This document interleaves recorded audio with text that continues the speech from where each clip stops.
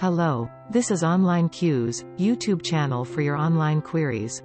In this video, I will be going through the steps to activate a product on Steam or redeem your code. First, go ahead and launch the Steam client software and log in to your account. Click on Games menu option at the top of the Steam app. Then click on Activate a product on Steam.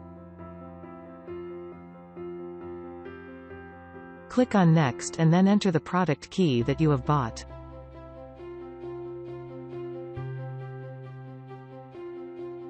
Then hit Next, and if the product key is valid, the game will be activated. Now let's see how you can redeem your gift card or Steam wallet code.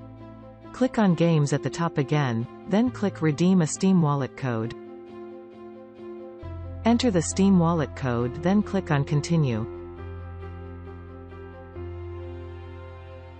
If the gift card code or Steam wallet code is valid, it will be redeemed. Thanks for watching. Please like and subscribe.